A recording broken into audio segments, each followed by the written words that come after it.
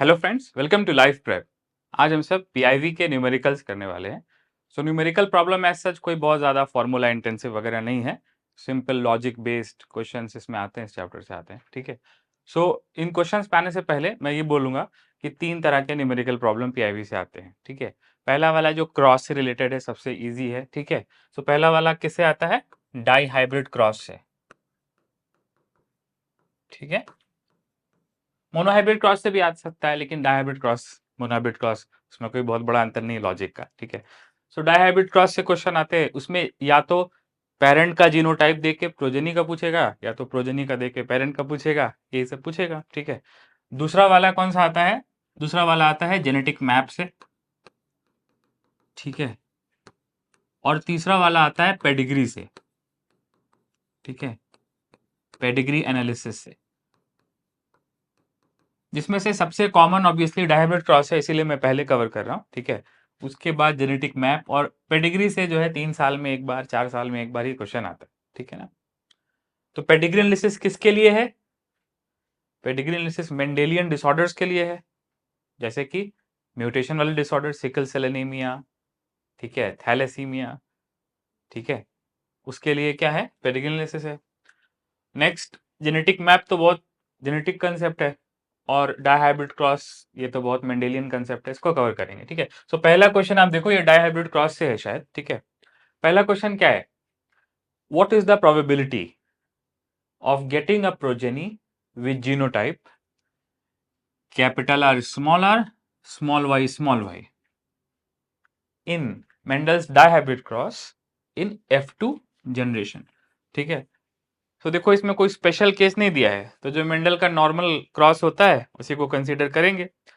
So normal cross में F0 generation क्या होती थी? प्योर लाइन होती थी ना, capital R capital R capital Y crossed with small r small Y. ठीक है। सो इसमें सारे F1 प्रोजेनीस कैसे आते थे? F1 progenies capital R capital small Y. ठीक है। फिर इसकी क्या होती थी? सेल्फिंग। तो क्या मिलता था उससे? F2 progeny. और F2 प्रोजेनी मैंने बताया था 4-5 तरह के बारे में, बहुत सारे तरह के बारे में मैंने बताया था कि अगर heterozygous for both the genes है, आर जीन के लिए भी हेट्रोजाइगस, वाई जीन के लिए भी हेट्रोजाइगस, तो इसकी फ्रीक्वेंसी क्या होती है? 4/16, सबसे कॉमन। ठीक है। अगर दोनों के लिए होमोजाइगस है, याद है, कैपिटल आर कैपिटल वाई, या तो स्मॉल आर स्मॉल वाई, या तो कैपिटल आर स्मॉल वाई, या तो स्मॉल आर कैपिटल वाई, तो ये दोनों जीन के लिए होमोजाइगस है, इनकी फ्रीक्वेंसी क्या होती है? 1/16। और अगर एक जीन के लिए हेट्रोजाइगस होता है, फॉर एग्जाम्पल आर के लिए, और दूसरे के लिए होमोजाइगस होता है, तो इसकी फ्रीक्वेंसी क्या होती है? 2/16। तो इसमें तो टेबल बनाने की जरूरत ही नहीं है ना। इसमें क्या बोला है? कैपिटल आर स्मॉल वाई, मतलब आर के लिए कैसा है? हेट्रोजाइगस। और वाई के लिए कैसा है? Homozygous. So capital R small y, इसकी फ्रीक्वेंसी क्या होगी? 2/16, या फिर कितना? 1/8। परसेंटेज में भी बोल सकते हैं अगर ऑप्शन में है तो ये बिल्कुल भी डिफिकल्ट क्वेश्चन नहीं है, इसमें बिल्कुल भी पूरा टेबल बनाने की जरूरत नहीं है। ठीक है। What is the probability of getting a progeny with heterozygous for one gene in dihybrid cross in F2 generation? तो सिंपल आंसर है। ठीक है। अब जरूरी नहीं है कि क्वेश्चन में आर और वाई ही हो सकता है ए और बी हो। ठीक है। तो हो सकता है क्वेश्चन में ये आर वाई की जगह क्या दे दिया हो? Capital A, small b. ठीक है। सो उस केस में हम लोग ओरिजिनल क्रॉस को क्या अज्यूम करेंगे? Capital A capital B, small b. Once again, अगर ए बी के टर्म्स में दिया है तब भी आंसर क्या आएगा? वही आएगा, टिपिकल क्रॉस में। ठीक है। सो सिंपल सा लॉजिक है। F2 जनरेशन में हेट्रोजाइगस फॉर वन जीन का फ्रीक्वेंसी क्या होता है? 2/16। ठीक। सो ये पहला लेवल 1 क्वेश्चन हो गया। ठीक है। नेक्स्ट, इसके बाद दूसरे तरह के क्वेश्चन पे आते हैं। हाँ देखो,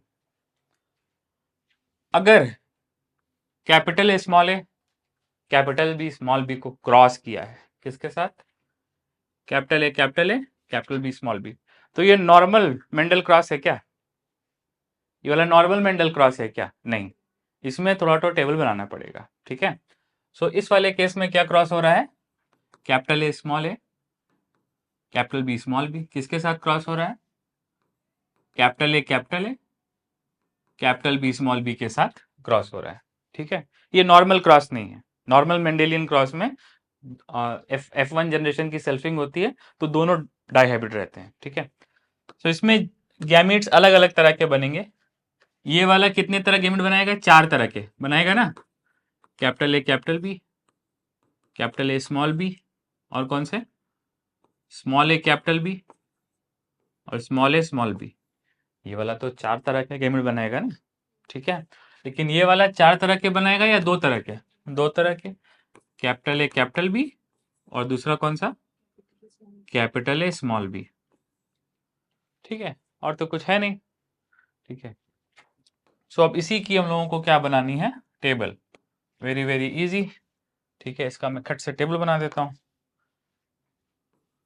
क्या बोलते हैं इस टेबल को? कौन सा स्क्वायर? पनेट स्क्वायर, ठीक है। अब देखो क्वेश्चन में क्या पूछा है। क्वेश्चन में पूछा है कि चलो ये क्रॉस कर देंगे, ओके, ठीक है। Then what is the probability of ये, ठीक है, capital A capital B sorry small b genotype if genes show independent assortment, ठीक है। तो इसका इंडिपेंडेंट असॉर्टमेंट का क्या मतलब है कि ये वाला भी 50%, तो ये वाला भी 50%, ये वाला 25%, ये वाला 25%, ये वाला 25% और ये वाला भी 25। इसको इसी को तो बोलते हैं ना इंडिपेंडेंट असॉर्टमेंट, ठीक है ना। नाउ अब यहाँ पे क्रॉस बना सकते हैं। तो देखो इस वाले में कैपिटल ए तो आ रहा है लेकिन उसके साथ कैपिटल बी आ रहा है, तो ये वाला नहीं होगा। अरे जीनोटाइप क्या पूछा है? Likely genotype. Capital capital small small पूछा है ना, तो यहाँ तो कैपिटल कैपिटल कैपिटल कैपिटल आ रहा है ना, ठीक है। चलो यहाँ देखो कैपिटल कैपिटल, लेकिन ये भी कैपिटल आ रहा है ना, तो इसमें भी नहीं होगा, ठीक है। वंस अगेन इसमें भी कैपिटल आ रहा है तो इसमें भी नहीं होगा। तो जिसमें कैपिटल भी आ गया कैपिटल ए, उसमें ये वाला पॉसिबल है क्या? नहीं। तो इस पूरी कॉलम में कैपिटल भी है ना, तो इस कॉलम में वाला जीनोटाइप जो अपने को चाहिए वो पॉसिबल नहीं है। अब पूरा लिखने से अच्छा 1 सेकंड बचाने के लिए इसको क्रॉस बता दें, क्योंकि अगर यहाँ पे कैपिटल है तो ऑब्वियसली स्मॉल तो नहीं आएगा होमोजाइगस, ठीक है। अच्छा अब इसमें देखो ए कैपिटल है, तो कैपिटल ए वाले में भी इसमें चांस नहीं है, कैपिटल ए वाले में चांस नहीं है, ठीक है। वंस अगेन बी कैपिटल है, इसमें वाले में भी चांस नहीं है, तो बचा क्या? लास्ट वाला बॉक्स देखो आप, ठीक है। अच्छा कैपिटल ए पूछा है ना, कैपिटल है ओके, कैपिटल है स्मॉल बी, तो ये वाला आएगा ना, ठीक है। वंस अगेन इन दोनों में पॉसिबिलिटी है क्या? नहीं है, क्योंकि दोनों में ए स्मॉल है और यहाँ पे ए कैपिटल है, ठीक है ना। सो इन दोनों में वो लाइकलीहुड नहीं है, ठीक है। सो बी स्मॉल चाहिए, इस वाले कॉलम में पॉसिबल नहीं है, ठीक है। बी स्मॉल चाहिए, इस रो में पॉसिबल नहीं है। कैपिटल ए स्मॉल बी का सिर्फ एक ही पॉसिबिलिटी आ रहा है, ठीक है। सो वंस अगेन क्या पूछा है? प्रोबेबिलिटी। तो टोटल नंबर ऑफ पॉसिबिलिटीज कितनी है? 8, जिसमें से वंस अगेन एक ही क्या है? लाइकली पॉसिबिलिटी है, तो प्रोबेबिलिटी क्या होगी? 1/8।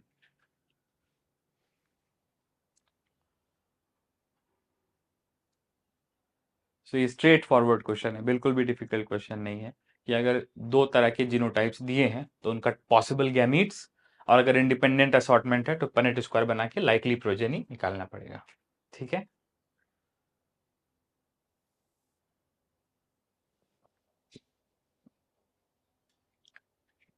हो गया क्या?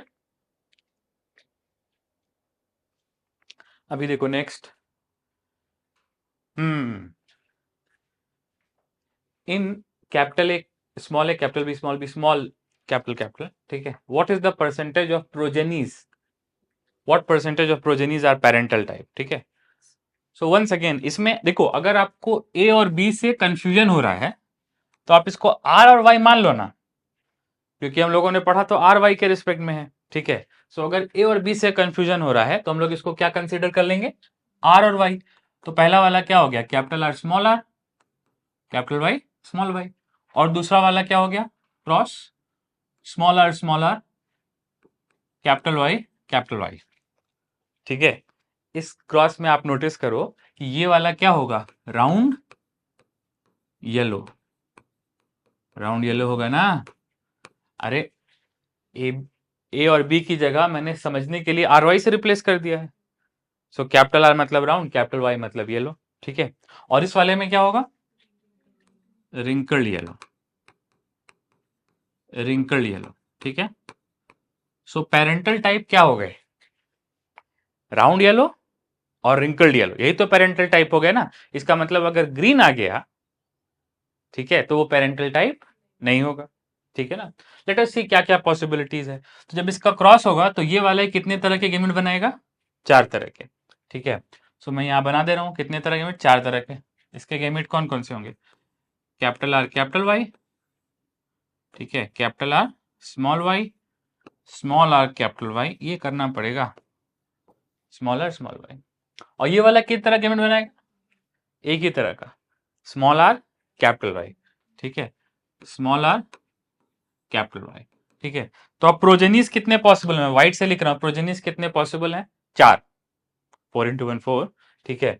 सो ये वाला क्या है, capital R small r capital Y हो गया ना, राउंड येलो किसके जैसा, पेरेंट के जैसा। नेक्स्ट ये वाला क्या है, ये वाला क्या है, capital R small r capital Y small y, ये वाला भी किसके जैसा है, पेरेंट के जैसा है, पेरेंटल टाइप है। नेक्स्ट ये वाला क्या है, स्मॉल आर, ठीक है, और कैपिटल वाई, ये वाला क्या है, रिंकल येलो, ये वाला भी पेरेंट के जैसा है। अरे ये मान लो ये पप्पा है और ये मम्मी है, तो ये दोनों पप्पा के जैसे, ये वाला मम्मी के जैसे, है ना। अब इसके बारे में देखते हैं, ये वाला क्या है, small r capital Y small y, है कि नहीं है। तो ये वाला क्या है, रिंकल्ड येलो, ये वाला किसके जैसा है, इस वाले पेरेंट के जैसा है, ठीक है। सो क्वेश्चन में क्या पूछा है कि कितने वाले, कितने जो है पेरेंट के जैसे हैं। सो आप नोटिस करो ऑलमोस्ट सारे के सारे कैसे हैं, पेरेंट के जैसे हैं। ये दोनों जीनोटाइप्स इसके जैसे हैं और ये दोनों जीनोटाइप्स इसके जैसे हैं, ठीक है ना, इन टर्म्स ऑफ देयर फिनोटाइप्स। तो यहाँ पे आंसर सिंपल क्या होगा, 100%, 100%, ठीक है। लिखो लिखो, लो कर लिया।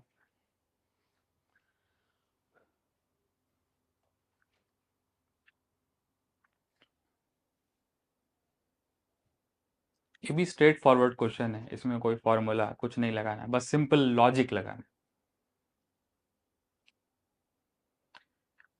ठीक है।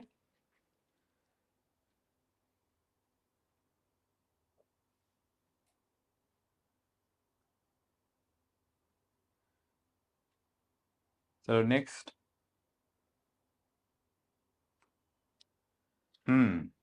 अब ये क्वेश्चन आ गया जेनेटिक मैप्स का, डायहाब्रिड क्रॉस का नहीं, किसका, जेनेटिक मैप्स का। The map distance between genes A and B is 3 centimorgans, between B and C is 10 centimorgans, and between C and A is 7 centimorgans. What is the sequence of this linked series? ये तो समझ में ही नहीं आया क्या लिखा है, ठीक है। सो ये सब इसको समझाने के लिए पहले मैं एक छोटा सा कंसेप्ट समझाऊंगा, इसको बोलते हैं जेनेटिक मैप्स, ठीक है ना, जेनेटिक मैप्स। तो आप याद करो, याद करो, कौन से जीन्स को याद करो, ठीक है, जो हम लोगों ने ड्रोसोफिला में पढ़े, ठीक है। कौन कौन से जीन्स थे, ठीक है ना, वाई एंड डब्ल्यू जीन्स, याद है ना, ठीक है। सो मान लो ये ड्रोसोफिला की क्रोमोसोम है, ठीक है। एक बॉडी कलर का जीन था वाई और एक आई कलर का जीन था डब्ल्यू, याद है कि नहीं याद है, वाई एंड डब्ल्यू जीन्स, ठीक है। अब ये दोनों जीन्स पास पास हैं, ठीक है।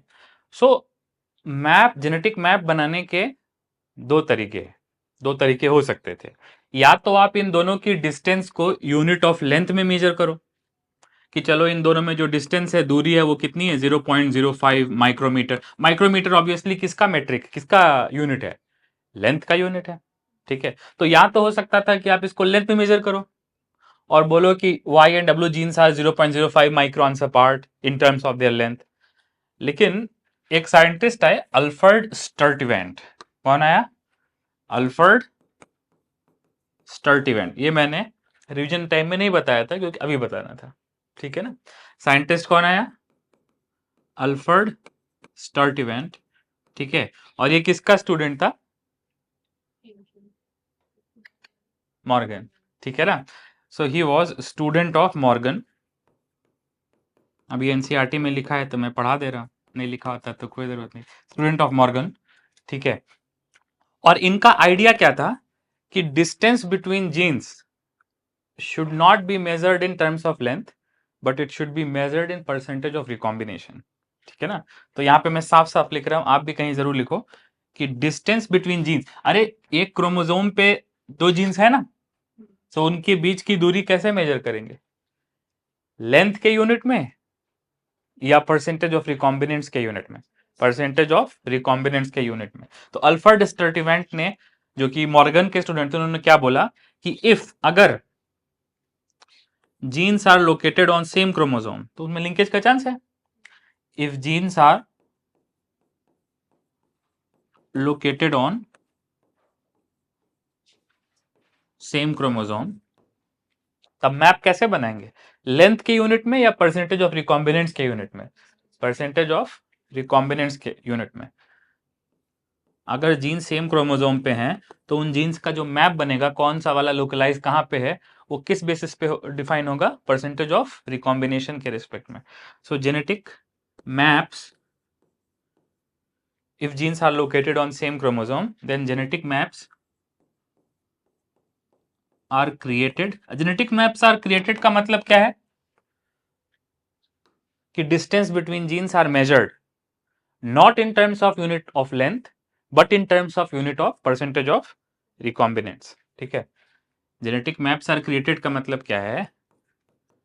distance between genes, that is distance between genes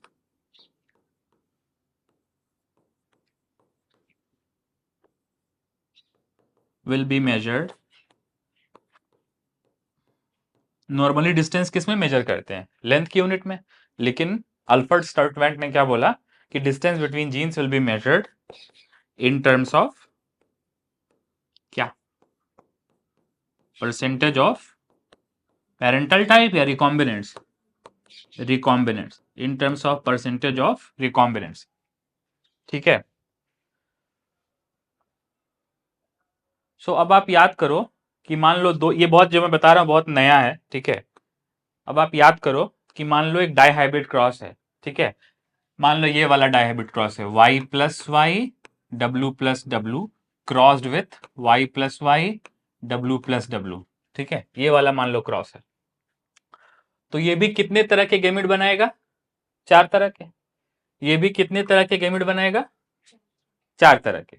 बात समझ में आ रही है? 4 तरह के गैमेट बनाएगा। कौन कौन से गैमेट बनाएगा? y plus W plus y plus W, Y W plus और वाई डब्ल्यू, 4 तरह के बनाएगा। और ये वाला पेरेंट भी कितने तरह के गैमेट बनाएगा? 4 तरह के गैमेट बनाएगा, ठीक है। नॉर्मली अगर जीन्स लिंक्ड नहीं है तो चारों गैमेट किससे बनते हैं? कैसे बनते हैं? चारों गैमेट कैसे बनते हैं? इक्वल फ्रीक्वेंसी से बनते हैं, बराबर बनते हैं ना, उसको क्या बोलते हैं? Independent assortment. लेकिन जब जीन सेम क्रोमोसोम पे होते हैं तो उनमें लिंकेज होती है, तो चारों गैमेट इक्वल फ्रीक्वेंसी से नहीं बनते, कुछ ज्यादा बनते हैं कुछ कम बनते हैं, जो वाले साथ साथ हैं वो ज्यादा बनते हैं, ठीक है। सो इंटरेस्टिंग बात क्या है, मैं फिर से यहां बता रहा हूं, देखो ये आप स्ट्रक्चर याद करो सबसे पहले, ये स्ट्रक्चर, ठीक है, कि वाई डब्ल्यू जीन्स कहाँ है? पास पास है। इनका वो याद है क्या? Just turn your pages and see कि इनमें परसेंटेज ऑफ रिकॉम्बिनेशन क्या आता था, ठीक है।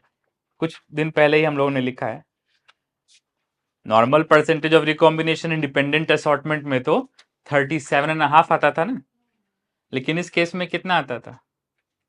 ठीक है, ये देखो 1.3%, ठीक है ना, कितना आता था? 1.3।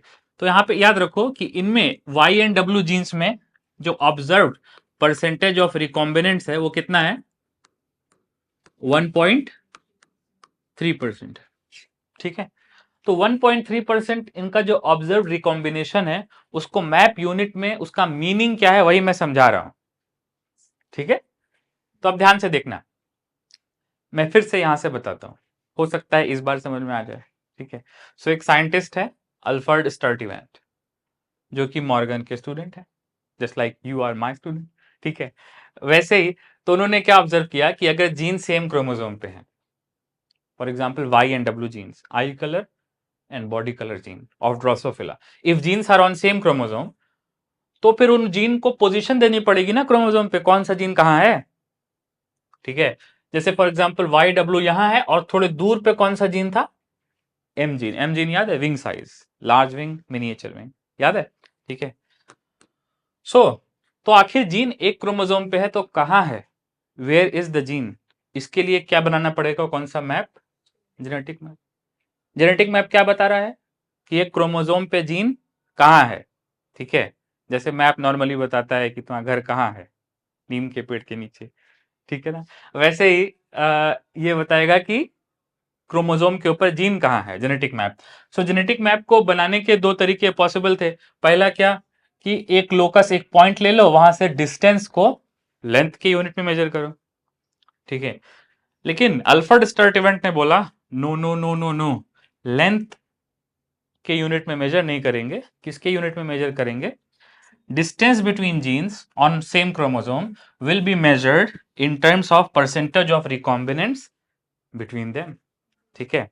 अब ध्यान से सुनो, ये वाला कौन सा है, y plus Y W plus W, ये वाला कौन सा है, y प्लस वाई डब्ल्यू, मतलब सेम है, दोनों डाई हाइब्रिड है। इसको क्या बोलेंगे, क्या बोलेंगे, ब्राउन बॉडी रेड आई बोलेंगे, याद है ना, ब्राउन बॉडी रेड आई, क्योंकि y प्लस ब्राउन डोमिनेंट है येलो के ऊपर और रेड डोमिनेंट है y के ऊपर, पढ़ रखा है ना हम लोगों ने, ठीक है। लेकिन ये गैमीट्स चार तरह के बनाएगा, ठीक है, ठीक है। तो अगर मान लो कॉन्फ़िगरेशन ये वाली है, कौन सी वाली है, ये वाली जो मैं यहां शो कर रहा हूं कि y प्लस और w प्लस एक साथ है और y और w एक साथ हैं, ठीक है। तो क्योंकि ये जीन पास पास है, इनमें क्रॉसिंग ओवर होगा या बहुत कम होगा, बहुत कम होगा, because they are close up together, ठीक है। इसलिए दोनों में क्रॉसिंग ओवर, इंडिपेंडेंट एक जीन का क्रॉसिंग ओवर कम होगा। सो ये दोनों गैमीट क्या बनेंगे, कम। ये वाले जो गैमीट है ये क्या बनेंगे, कम बनेंगे। देखो मैंने पहले भी बताया है कि ये वाले गैमीट है जिनको आप बोल सकते हो पेरेंटल टाइप गैमीट, ये क्या कैरी कर रहे हैं, ध्यान से देखो क्या कैरी कर रहे हैं, ब्राउन बॉडी रेड आई और येलो बॉडी व्हाइट आई, कैरी कर रहे हैं ना, ठीक है। क्या कैरी कर रहे हैं, ब्राउन बॉडी रेड आई और येलो बॉडी व्हाइट आई, यही कैरी कर रहे हैं ना, ठीक है। तो ये वाले तो पेरेंटल टाइप ही बनाएंगे, रिकॉम्बिनेंट कौन बनाएगा, ये वाले गैमीट्स बनाएंगे ना, ये वाले गैमीट से रिकॉम्बिनेंट बनेगा ना, पहले भी बताया है, ठीक है। तो ब्राउन बॉडी व्हाइट आई, ठीक है, और येलो बॉडी रेड आई, वो रिकॉम्बिनेंट है ना। फिर से देखो ये क्या है, ब्राउन रेड, ब्राउन के साथ रेड, डार्क के साथ डार्क, ब्राउन के साथ रेड और येलो के साथ व्हाइट, ठीक है ना। उसको बोल सकते थे ना पेरेंटल टाइप। चलो ये तो ये मान लो कि जो है F1 का क्रॉस है, ठीक है। इसके पहले F0 जनरेशन थी, F0 जनरेशन कैसे थी, y plus Y plus W plus W plus और वाई वाई डब्ल्यू डब्ल्यू। तो पेरेंटल टाइप F0 जनरेशन में क्या थे ड्रोसोफिला के, ठीक है, क्या थे, ब्राउन रेड और येलो व्हाइट, यही थे ना पेरेंटल टाइप, ठीक है। सो ये वाले जो ब्राउन रेड और येलो व्हाइट है, ब्राउन रेड और येलो व्हाइट है, ये वाले जो ऑर्गेनिज्म है वो किस तरह का फिनोटाइप, मतलब ये वाले अगर गैमेट मिलेंगे तो पेरेंटल टाइप बनेगा और ये वाले अगर मिलेंगे तो क्या बनेगा, रिकॉम्बिनेंट बनेगा, ठीक है। सो ओरिजिनल क्वेश्चन ये है कि इन वालों का परसेंटेज क्या होगा, ठीक है। सो ऑब्जर्वेशन क्या बोलता है कि इन वालों का परसेंटेज क्या होगा, 1.3%। इसका मतलब मेजोरिटी गैमीट कौन से बन रहे हैं, व्हाइट बॉक्स वाले, और ये वाले गैमीट क्या बन रहे हैं, ज्यादा बन रहे हैं या कम बन रहे हैं, कम बन रहे हैं, ठीक है। लेकिन पॉसिबिलिटी क्या है, कहां से कहां तक हो सकता है। सो देखो मैं एक सिंपल सी पॉसिबिलिटी बता रहा हूं, लाइकलीहुड नहीं, जो ऑल पॉसिबल है वो बता रहा हूं। वो ये है कि ये हो सकता है कि ये गैमीट बने ही ना, तो हम लोग क्या बोलेंगे, 100% पेरेंट, 100% लिंकेज बोलेंगे ना। तो अगर ये गैमीट बने ही ना तो उस समय रिकॉम्बिनेंट्स की फ्रीक्वेंसी क्या हो जाएगी, 0%, ठीक है। अरे कोई भी इसमें से ब्राउन व्हाइट और येलो रेड नहीं होगा। सारे के सारे कैसे होंगे? Parental type, brown red yellow white होंगे। कोई भी ब्राउन व्हाइट और येलो रेड नहीं होगा। पॉइंट क्लियर है कि नहीं क्लियर है? मतलब रिकॉम्बिनेंट नहीं होगा, सब के सब कैसा होगा? Parental type. एक पॉसिबिलिटी ये है। दूसरी पॉसिबिलिटी है जो कि बहुत ही अनलाइकली है, but it is also a possibility, वो ये है कि सारे गैमिट्स कैसे होंगे? Recombinant type. और ये वाले पेरेंटल टाइप रिकॉम्बिनेंट मतलब बनेंगे नहीं। ये हाईली अनलाइकली है बट स्टिल पॉसिबल। जैसे फॉर एग्जांपल मैं इस पेन को ऐसे नीचे फेंक दूं और ऐसे सीधा ऐसे खड़ा हो जाए, ठीक है? Highly unlikely but still possible, ठीक है? सो हाईली अनलाइकली स्टिल पॉसिबल क्या है? मैक्सिमम परसेंटेज ऑफ रिकॉम्बिनेंट कितना हो जाए? 100%। अब एक बात बताओ, 100% रिकॉम्बिनेंट्स कब बनेंगे? जब पेरेंटल टाइप वाले गैमीट समहाउ समहाउ बने ही ना। सारे गैमीट कौन से बने? Recombinant type. ये लाइकली नहीं है मगर पॉसिबल तो है ना। बात समझ रहे हो नहीं समझ रहे हो? ठीक है। सो रिकॉम्बिनेंट्स का परसेंटेज कहां से कहां तक हो सकता है? 0 से 100%, यही रेंज है ना। वो बात अलग है कि जीन से अगर लिंक्ड होंगे तो रिकॉम्बिनेंट का परसेंटेज 0 के पास होगा, ठीक है? इंडिपेंडेंट असॉर्टमेंट शो करेंगे तो रिकॉम्बिनेंट का परसेंटेज 37.5 के पास होगा। लेकिन मिनिमा और मैक्सिमा क्या है? 0 से 100 है कि नहीं है? अगर सारे गैमीट ये बीच वाले बने तो 100% रिकॉम्बिनेंट बनेंगे। अगर सारे गैमीट ये पेरेंटल टाइप वाले बने तो 0% रिकॉम्बिनेंट बनेंगे। तो रिकॉम्बिनेंट के परसेंटेज का पॉसिबल रेंज कितना है? 0 टू 100%, ठीक है? तो 100% रिकॉम्बिनेंट्स को एक नाम दे दिया। क्या नाम दे दिया? यूनिट को नाम दे दिया मॉर्गन। क्या नाम दे दिया? मॉर्गन। सो नेक्स्ट कहीं पे आप लिख लो, इफ जीन्स शो 100% रिकॉम्बिनेंट्स, अगर दो जीन्स के क्रॉस में 100% रिकॉम्बिनेंट बन रहा है, जो कि पॉसिबल नहीं है थ्योरेटिकली, ठीक है, एक्चुअली, ठीक है, if genes show 100% recombinants then they are said to be one Morgan, ठीक है, अपार्ट। तो वो एक दूसरे से कितने दूर है? 1 मीटर या 1 मॉर्गन? 1 मॉर्गन, ठीक है। तो अगर आप मॉर्गन का 100 पार्ट्स में उसको डिवाइड करो तो एक पार्ट को आप क्या बोलोगे? मॉर्गन या सेंटी मॉर्गन? जैसे मीटर का सेंटीमीटर, वैसे मॉर्गन का सेंटी मॉर्गन, ठीक है? वो वाला सेंटी मॉर्गन नहीं, ठीक है ना। सो 100% रिकॉम्बिनेंट्स का मतलब क्या हो गया? मैप डिस्टेंस में उसको क्या बोलेंगे? 1 मॉर्गन। क्या बोलेंगे? 1 मॉर्गन, ठीक है। और सेंटी मॉर्गन में क्या बोलेंगे? 100 सेंटी मॉर्गन्स। क्या बोलेंगे? 100 सेंटी मॉर्गन्स, ठीक है। अगर 100% रिकॉम्बिनेंट्स है तो उसको क्या बोलेंगे? 1 मॉर्गन या फिर 100 सेंटी मॉर्गन, ठीक है। या फिर इसको क्या बोलेंगे? 100 मैप यूनिट्स। क्या बोलेंगे? 100 मैप यूनिट्स। सो इतना तो जनरली रिकॉम्बिनेंट नहीं बनता है। रिकॉम्बिनेंट कितना बनता है जनरली? 1%, 2%, 37.5% ऐसा बनता है ना, ठीक है। सो जनरली मॉर्गन उसको किस यूनिट में मेजर करेंगे? ऑब्वियसली कौन से यूनिट में? सेंटी मॉर्गन, ठीक है ना। इसका मतलब फॉर एग्जाम्पल, इसका मतलब अगर 1% रिकॉम्बिनेंट्स हैं, कितने रिकॉम्बिनेंट है भाई? 1% रिकॉम्बिनेंट्स हैं, जीन का क्या हुआ? क्रॉसिंग, और उसमें कितने रिकॉम्बिनेंट बने? 1%। तो हम लोग जीन के बीच की दूरी को क्या बोलेंगे? 1 सेंटीमीटर या 1 centimorgan? 1 centimorgan. So 1% recombinant का मतलब हो गया 1 सेंटी मॉर्गन, ठीक है। कॉमन सेंस, इधर देखो, कॉमन सेंस। जब जीन्स पास रहते हैं, ठीक है, जब जीन्स क्या रहते हैं, पास पास रहते हैं, तो उनके बीच में रिकॉम्बिनेंट्स का जो परसेंटेज है वो कम रहता है, लिंकेज रहती है ना, ठीक है। तो वाई एंड डब्ल्यू के केस में जो 1.3% है उसको हम लोग क्या बोल सकते हैं, distance between Y and W genes को क्या बोल सकते हैं, 1.3% भी बोल सकते हैं और सेंटीमॉर्गन भी बोल सकते हैं। Remember 100% is 1 Morgan, so 1% is 1 सेंटीमॉर्गन, है कि नहीं है, ठीक है। सो वाई एंड डब्ल्यू की जो डिस्टेंस है वो क्या है, 1.3 सेंटीमॉर्गन, या फिर इसी को बोलते हैं 1.3 मैप यूनिट्स, क्या बोलते हैं, 1.3 मैप यूनिट्स, ठीक है।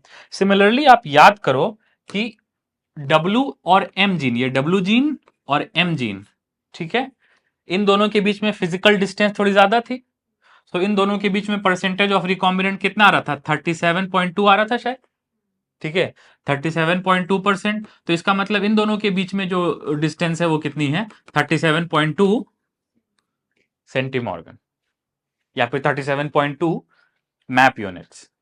सेंटीमॉर्गन is equal to map units, ठीक है ना। So end of the day आप एक रिलेशन देख रहे हो कि जो जीन्स पास पास हैं उनमें रिकॉम्बिनेशन भी कम है, उनका जो लिंकेज फ्रीक्वेंसी है उसमें रिकॉम्बिनेशन फ्रीक्वेंसी कम है, ठीक है। सो इसका मतलब अगर लेंथ कम है तो रिकॉम्बिनेंट्स भी कम है, ठीक है। इसका मतलब दो जीन्स के बीच में अगर लेंथ कम है तो उनके बीच का सेंटीमॉर्गन भी कम है। अगर देखो ना, वाई डब्ल्यू बीच में डिस्टेंस कम है फिजिकली, तो उनका सेंटीमॉर्गन भी कम है 1.3, ठीक है। और W और M के बीच में दूरी ज्यादा है, लेंथ ज्यादा है, फिजिकल सेपरेशन ज्यादा है, तो उनका सेंटीमॉर्गन भी ज्यादा है। तो अगर लेंथ ज्यादा है तो सेंटीमॉर्गन भी ज्यादा है, ठीक है। तो हम लोगों ने फिजिकल यूनिट को यूज किया क्या, मेट्रिक यूनिट को यूज किया क्या, या फंक्शनल यूनिट को यूज किया, फंक्शनल यूनिट को, ठीक है ना। सो जेनेटिक मैप बनाने में फिजिकल डिस्टेंस उतना इंपॉर्टेंट नहीं है जितना इंपॉर्टेंट क्या है, फंक्शनल डिस्टेंस। फंक्शनल डिस्टेंस को कैसे मेजर करते हैं, परसेंटेज ऑफ रिकॉम्बिनेंट्स, ठीक है। कभी कभी ऐसा हो सकता है कि जीन्स पास हो मगर उनमें रिकॉम्बिनेंट्स ज्यादा बनते हो, तो इसका मतलब कभी कभी रेयरली ऐसा भी हो सकता है कि although genes are close but they are not so strongly linked, ठीक है। सो लिंकेज को मेजर करने के लिए, या फिर ऐसे बोलो कि डिस्टेंस बिटवीन जीन्स को मेजर करने के लिए किसका यूनिट करेंगे, लेंथ की यूनिट का या फंक्शनल यूनिट का। फंक्शनल यूनिट क्या है, परसेंटेज ऑफ रिकॉम्बिनेशन, या फिर उसकी को बोलते हैं रिकॉम्बिनेशन फ्रीक्वेंसी, ठीक है। सो इतना बोलने के बाद आई थिंक एक सवाल तो करना चाहिए ना इतना बोलने के बाद।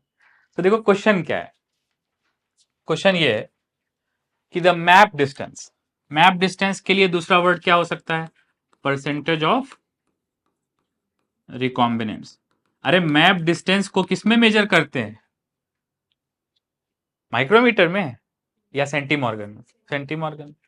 The map distance between genes A B and C, between genes A and B, तो ए एंड बी के बीच में दूरी कितनी है, 3 सेंटीमॉर्गन। मतलब कितना परसेंटेज रिकॉम्बिनेशन शो करते हैं, 3%, अगर उनका क्रॉस कराया जाए तो वाई एंड डब्ल्यू जीन्स जैसा, तो ठीक है। सो जीन ए एंड बी में रिकॉम्बिनेशन फ्रीक्वेंसी कितनी है, 3 सेंटी। इसका मतलब वो जीन कितना है, दूर है 30 या पास है 3, पास है 3, ठीक है। Next, between B and C is 10 centimorgan, इसका मतलब क्लियरली बी एंड सी क्या है, दूर है as compared to A and B, ठीक है ना। और लास्ट में क्या, between C and A is 7 centimorgan, मतलब सी एंड ए बीच में आ रहे हैं, ठीक है। सो इस पे हम लोग इमेजिन कर सकते हैं कि सबसे ज्यादा दूरी किसके बीच में है, बी एंड सी के बीच में। और अगर आप देखो अगर ए को उसके बीच में ले आया जाए, ठीक है, सो बी और ए के बीच में दूरी कितनी आएगी, 3, और सी और ए के बीच में दूरी कितनी आएगी, 7। तो ये बिल्कुल डिफिकल्ट नहीं है इसका जेनेटिक मैप बनाना, this is the easiest question which you can get in NEET exam, ठीक है। सो बेसिकली क्या आएगा, मान लो एक क्रोमोजोम है इस तरह की, ठीक है, उसमें बी और सी जीन कहां प्रेजेंट है, दूर। मैंने दूर क्यों बनाया, क्योंकि इन दोनों के बीच की डिस्टेंस कितनी है, 10 सेंटीमॉर्गन, ठीक है। समझ में आ रहा है, अभी समझ में आ रहा है, पहली बार समझ में आ रहा है तुमको, ऐसा लग रहा है, ठीक है ना। नेक्स्ट, ठीक है।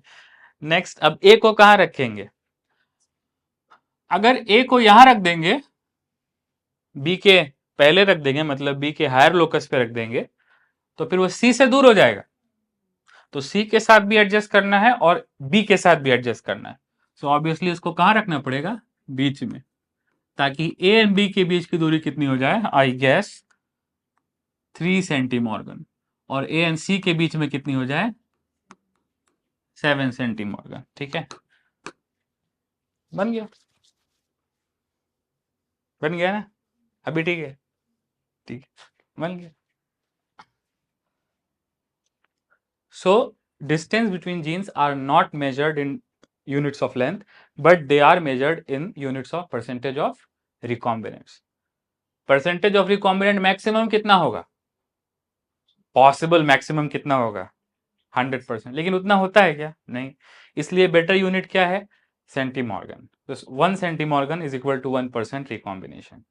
उसी को क्या बोलते हैं? 1 मैप यूनिट्स। ठीक है, एक क्वेश्चन और ले लेते हैं इस तरह का। व्हाट इज द प्रोबेबिलिटी, अच्छा ये तो डायहाइब्रिड का आ गया, कोई बात नहीं। What is the probability of फलाना विस्ताना इन अ क्रॉस बिटवीन डमगाना चमगाना? ठीक है, सो ये क्रॉस है, ठीक है, बना देते हैं। तो ये वाला पेरेंट कितने तरह के गेमिट बनाएगा? 4 तरह के। अरे इसमें नंबर ऑफ हेट्रोजाइगस जीन्स 2 है ना, सो 2 पावर 2 4 टाइप्स के गेमिट बनाएगा। और इस वाले में हेट्रोजाइगस जीन्स कितना है? एक ही है, बी हेट्रोजाइगस है ना, तो ये कितने तरह के गेमिट बनाएगा? 2 तरह के। ठीक है, सो इसके वाले जो गैमीट होंगे, ट्राई हाइब्रिड है, डाइहाइब्रिड नहीं है। ठीक है, इसके वाले जो गैमीट पॉसिबल होंगे वो कौन कौन से होंगे? 4 तरह के, capital A, capital B, capital C, capital A, small B, capital C. ठीक है, capital A, capital B, small C, और capital A, small B, small C, होगा ना? 4 तरह के। और इसके कितने तरह के पॉसिबल हैं? 2 तरह के, small a, capital B, capital सी, और कौन सा? Small a, small B, capital सी। और कौन सा वाला इसने मांगा है genotype? What is the progeny का फेवर्ड जीनोटाइप कौन सा है? ये वाला है ना, ठीक है। सो ऑब्वियसली कैपिटल बी के लिए होमोजाइगस होना चाहिए। अरे फेवर्ड वाले में कैपिटल बी के लिए होमोजाइगस होना चाहिए, तो ये चारों में तो बनेगा नहीं ना। ये चारों में बनेगा क्या इस कॉलम में? नहीं, क्योंकि इस कॉलम में स्मॉल बी है, तो कैपिटल बी वाला नहीं बनेगा ना। ठीक है, और स्मॉल सी चाहिए, तो जिधर से कैपिटल सी आ रहा है उसमें भी नहीं बनेगा। बनेगा कि नहीं बनेगा? नहीं बनेगा ना। ठीक है, अच्छा इधर वाले से तो स्मॉल सी आ रहा है, ठीक है, तो इधर वाले में भी नहीं बनेगा। ठीक है, सो आप नोटिस करो कहीं पे भी बन रहा है क्या? अरे फेवर्ड वाले में क्या चाहिए? स्मॉल सी ना, लेकिन आप नोटिस करो कैपिटल तो दोनों में है। ठीक है, तो स्मॉल सी प्रोजेनी में आने का चांस ही नहीं है। तो कितना टक्के हो गया? 0 टक्के हो गया ना। So what is the probability of this genotype? 0%।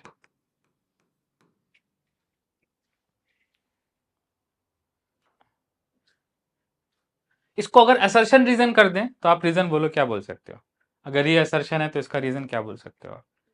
ठीक है, the probability of this in a cross between this and this is 0। उसका रीजन क्या होगा? उसका रीजन ये होगा कि एक पेरेंट कैपिटल सी के लिए होमोजाइगस है, इसका मतलब ये पेरेंट स्मॉल सी देगा ही नहीं, और स्मॉल सी देगा ही नहीं तो स्मॉल सी जीनोटाइप में आ जाएगा क्या? नहीं आएगा ना। ठीक है ना, तो हो गया 0%।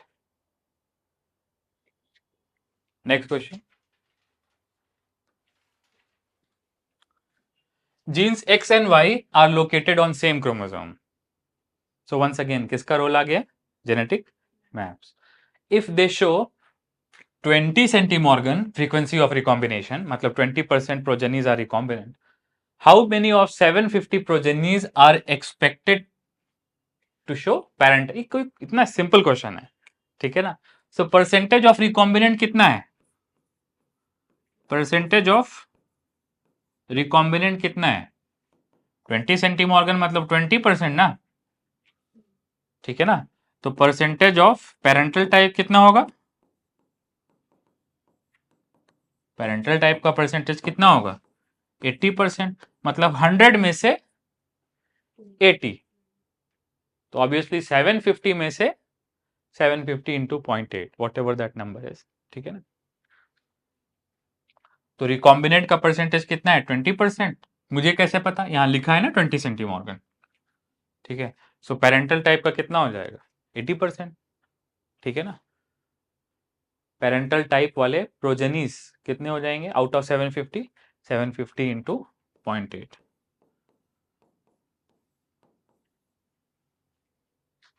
ठीक है.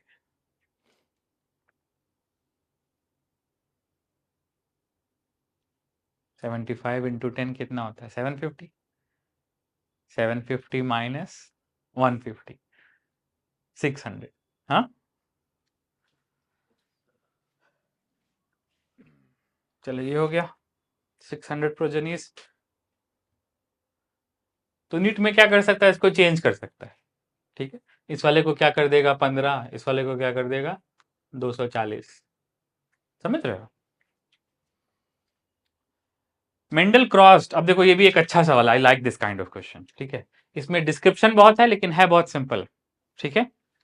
Mendel crossed pure tall plants with pure dwarf plants. Capital T small T. तो ये देखने में लग रहा है कि ये मोनो हाइब्रिड क्रॉस का क्वेश्चन है, ठीक है. लेकिन देखते चलो. तो F2 जनरेशन में उनको क्या मिला? 3:1. कौन सा रेशियो? फिनोटिपिक रेशियो मिला ना. Next, he also obtained 3:1 for violet flower ratio white flower. लेकिन ये एक क्रॉस है, वो वाला दूसरा क्रॉस है. इसका मतलब ये वाला क्या है? वायलेट और व्हाइट वाला, ये कैपिटल डब्ल्यू और ये कैसा है? Small W. Violet is dominant over white. तो इसका भी रेशियो क्या आएगा? 3:1. तो एक मोनोहाइब्रिड क्रॉस है या दो मोनोहाइब्रिड क्रॉस है? दो मोनोहाइब्रिड क्रॉस है, ठीक है. नेक्स्ट आगे का जो सवाल पूछा है वो ये पूछा है कि अगर मेंडल ने ये दोनों क्रॉस किए और 100 प्रोजेनीज बने, ठीक है, कंबाइन 100 प्रोजेनीज बने, तो how many plants are expected to be short, मतलब dwarf stem with violet flowers, ठीक है. तो ये कुछ नहीं है, ये दो मोनोहाइब्रिड क्रॉस को कंबाइन करना है, ठीक है, और कुछ नहीं है, जो कि बहुत सिंपल है. दो मोनोहाइब्रिड क्रॉस को कंबाइन करना बहुत सिंपल है, ठीक है.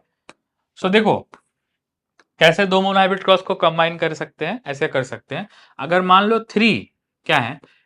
कैपिटल टी, ठीक है, रेशियो 1 क्या है? स्मॉल टी, ठीक है. इसका मतलब ऐसे जीनोटाइप मैं नहीं लिख रहा हूं, मैं फिनोटाइप लिख दे रहा हूं तो और आसान रहेगा. मान लो अगर क्या है? 3 टॉल रेशियो 1 ड्वार्फ, क्योंकि 3:1 फिनोटिपिक रेशियो है ना, ठीक है. और नेक्स्ट 3 क्या है? व्हाइट या वायलेट? Violet ratio 1 white. तो ये दो अलग अलग मोनोहाइब्रिड क्रॉस है, ठीक है. अब इनको क्या किया जा सकता है? कंबाइन किया जा सकता है, ठीक है.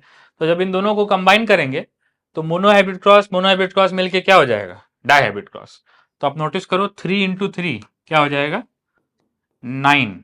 लेकिन 9 कैसे होंगे? Tall stem with violet flowers. Next दूसरा 3 इंटू 1, ठीक है, ये क्या आएगा? 3 कैसे होंगे? टॉल स्टेम विथ कैसे फ्लावर्स? White flower. ये पेरेंटल टाइप है या रिकॉम्बिनेंट है? रिकॉम्बिनेंट है. नेक्स्ट ये वाला वंस अगेन 3 ड्वार्फ विथ कैसा फ्लावर? Violet flower.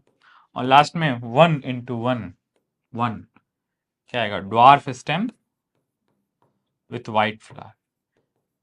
तो जो डाई हाइब्रिड क्रॉस का रेशियो है 9:3:1, उसको मेंडल के दो मोनो हाइब्रिड क्रॉस के रेशियो के फॉर्म में भी समझा जा सकता है, ठीक है, मल्टीप्लिकेटिव नेचर के साथ, ठीक है। तो क्वेश्चन में क्या पूछा है कि कंबाइंड क्रॉस में कितने plants short stem violet flower वाले होंगे, मतलब ड्वार्फ वायलेट। तो ड्वार्फ वायलेट का परसेंटेज कितना आ रहा है बताओ आप? 3/16 आ रहा है ना। टोटल कितना है? 9+3+3+1 16, ठीक है। तो कितना आ रहा है? 3/16। और प्रोजेनीस कितनी है? 100। तो 3/16 इंटू 100 प्रोजेनीस कैसे होंगे? ड्वार्फ वायलेट, ठीक है ना। डिफिकल्ट है क्या? नहीं, ठीक है।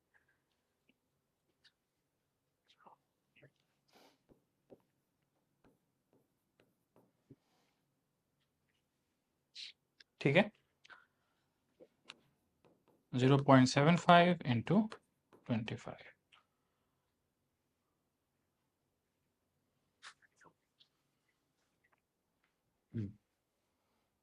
ऑब्वियसली इसका आंसर डेसिमल में आएगा, ठीक है, लेकिन क्वेश्चन में जो आएगा उसको राउंड ऑफ करके आंसर करेंगे।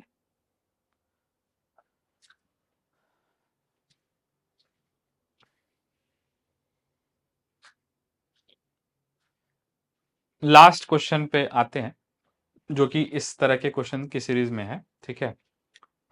यहां पे आप एक पॉइंट जरूर लिख लेना। पॉइंट क्या है कि मेंडल्स डाइहाइब्रिड क्रॉस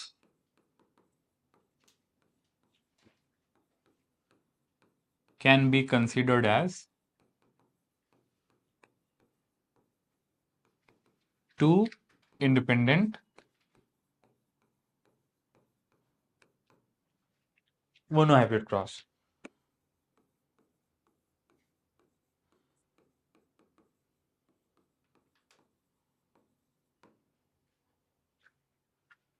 ठीक है,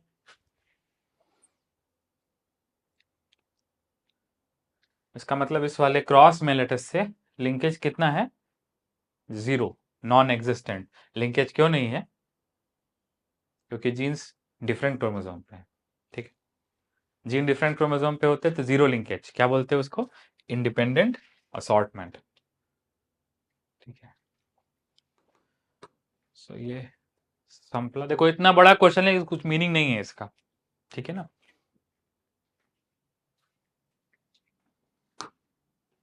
ठीक है, चलो पेडिग्री एनालिसिस, ठीक है, पेडिग्री एनालिसिस। और भी क्वेश्चंस हम लोग असाइनमेंट में दे देंगे, ठीक है, लेकिन बेसिक वही था, पेडिग्री एनालिसिस। तो सबसे इंपॉर्टेंट क्या है, क्या लिखना? रूल्स ऑफ पेडिग्री एनालिसिस, ठीक है, ये रूल फॉलो करना जरूरी। देखो मैंने शुरुआत में बोला कि 3 तरह के क्वेश्चन पीआईबी चैप्टर से आते हैं। पहला कौन सा? डायहाइब्रिड क्रॉस, जीनोटाइप, फिनोटाइप, ठीक है, पनेट स्क्वायर। दूसरा कौन सा? जेनेटिक मैप, उसका कंसेप्ट ही बता दिया। तो अगर कंसेप्ट मालूम है तो otherwise it becomes very simple, ठीक है। नेक्स्ट पेडिग्री एनालिसिस, जो कि अभी मैं बताने जा रहा हूं, इस पर टाइम देके इसको समझा देता हूं, ठीक है, क्योंकि पेडिग्री हर साल तो नहीं आता नीट में, 3 4 साल पे आता है, लेकिन प्रॉब्लम करता है, ठीक है। सो पेडिग्री एनालिसिस, पहली बात ये किसके लिए है? सो आप लिख लो for Mendelian disorders.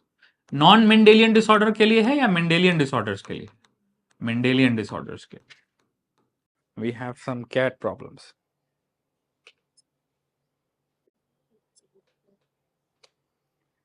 So let us do rules of pedigree analysis after we were rudely interrupted by the cat.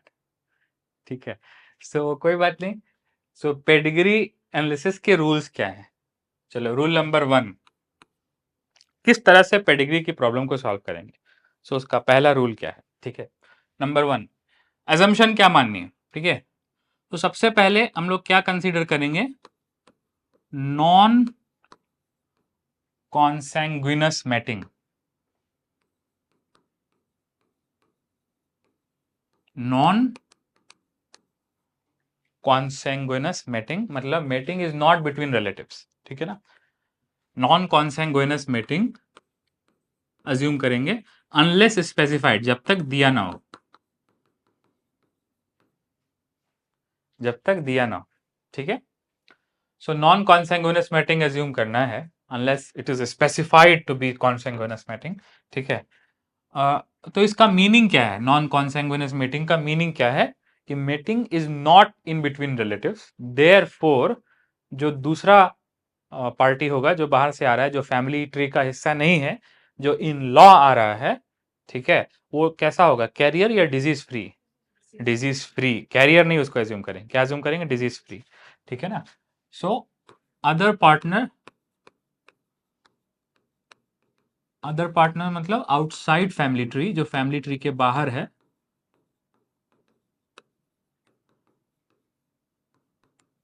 मगर आगे की जनरेशन में उसके जीन्स जाएंगे ऑब्वियसली, ठीक है। So the other partner outside family tree is carrier नहीं, disease free. ये सबसे बड़ा मिसकंसेप्शन है जो बच्चों को रहता है कि दूसरे पार्टनर को क्या अज्यूम करना है, कैरियर या disease free.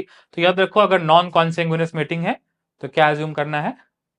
Disease free. Career assume नहीं करना है, ठीक है ना। दूसरा क्या है कि फर्स्ट पहले किससे चेक करना पड़ेगा? फर्स्ट प्रायोरिटी किसको देनी पड़ेगी? फर्स्ट प्रायोरिटी ड्यूरिंग चेकिंग किसको देनी पड़ेगी? एक्स लिंक्ड डिजीज को, ठीक है। ऐसा मैं क्यों बोल रहा हूं? क्योंकि एक्स लिंक्ड डिजीज को ऑटोसोमल इनहेरिटेंस से एक्सप्लेन किया जा सकता है, मगर ऑटोसोमल इनहेरिटेंस को एक्स लिंक कंडीशन से एक्सप्लेन नहीं किया जा सकता है, ठीक है ना। Not every autosomal condition shows x link behaviour, ठीक है, but all x link diseases can be explain by autosomal behaviour, ठीक है ना। हाँ, वो अलग बात है कि कुछ क्लासिकल इनहेरिटेंस होती है, ठीक है। जैसे for example Y chromosome father से सन में जाती है, तो वाई लिंक डिजीजेस हमेशा फादर से सन में जाएंगी, फीमेल्स में आएंगी नहीं। और जो एक्स लिंक डिजीजेस हैं वो कहां से कहां जाएंगी? कैरियर मदर से सन में। तो अगर कैरियर मदर से सन में जा रही है डिजीज, मतलब मदर कैरियर है और सन डिजीज है, ठीक है, और फिर से सन की daughter if it is then वो बिकम्स कैरियर अगेन, तो उसको हम लोग क्या बोलेंगे? उसको बोलेंगे classical X linked inheritance, criss cross inheritance. वो सब आगे की बात है, अभी देखने की जरूरत नहीं। तो पहले प्रायोरिटी किसको देनी है? एक्स लिंक को। तो पहले क्या चेक करेंगे? पेडिग्री जब दिखेगा तो पहले उसमें क्या चेक करेंगे कि वो कैसा है, ऑटोसोमल या एक्स लिंक? X linked. अगर एक्स लिंक नहीं है तो ऑटोसोमल है, समझ रहे हो आप। और अगर ऑटोसोमल भी नहीं आ रहा है तो वो नॉन मेंडेलियन है, ठीक है ना। नेक्स्ट, नंबर थर्ड, पहले क्या चेक करेंगे? रिसेसिव या डोमिनेंट? डोमिनेंट। वंस अगेन, क्यों डोमिनेंट पहले चेक करेंगे? क्योंकि डोमिनेंट को रिसेसिव से एक्सप्लेन किया जा सकता है, मगर रिसेसिव को डोमिनेंट से एक्सप्लेन नहीं किया जा सकता है। डोमिनेंट डिजीज कभी भी जनरेशन को स्किप नहीं करती है, ये सब चीजें भी हम लोग देखेंगे, ठीक है। सो थर्ड पॉइंट क्या है कि first priority to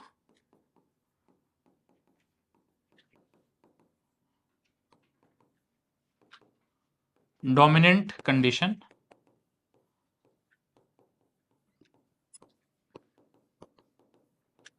so autosomal और एक्स लिंक्ड में से पहली प्रायोरिटी किसको देंगे? पहले क्या चेक करेंगे? एक्स लिंक्ड, ठीक है। और डोमिनेंट और रिसेसिव में से पहले किसको चेक करेंगे? डोमिनेंट को, ठीक है ना। अब एक दो इसके मार्कर्स आप लिख लो, ठीक है,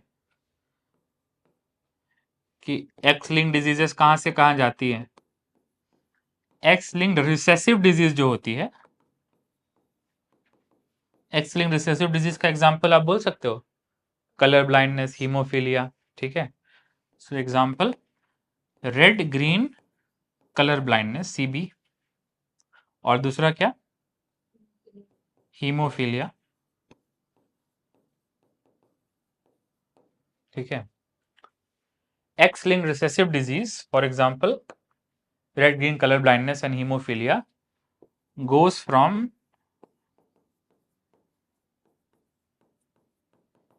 carrier mother to son। कितने परसेंटेज सन को इफेक्ट करती है? 50% सन को, याद है? ठीक है। तो एक्स लिंक रिसेसिव डिजीज कहां से कहां जाती है? मदर टू सन, ये उसका क्लासिकल पैटर्न है। नेक्स्ट दूसरा क्या, सेकंड और फिफ्थ पॉइंट क्या है? ठीक है, कि जो डोमिनेंट डिजीज होती है वो कभी जनरेशन को स्किप नहीं करती है। सो dominant traits can not skip generation.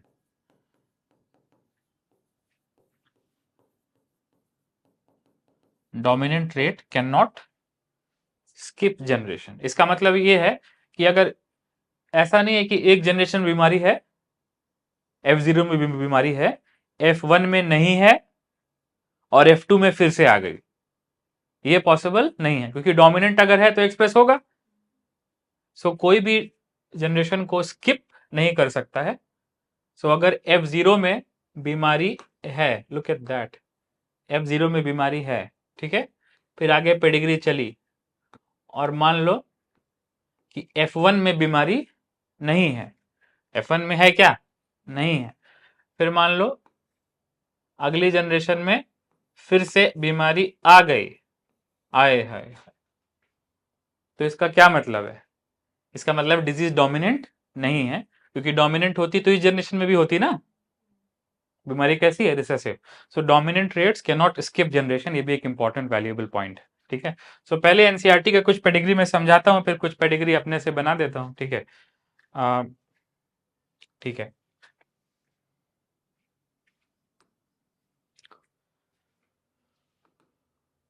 So NCERT में 2-3 पेडिग्री दिया है। ठीक है,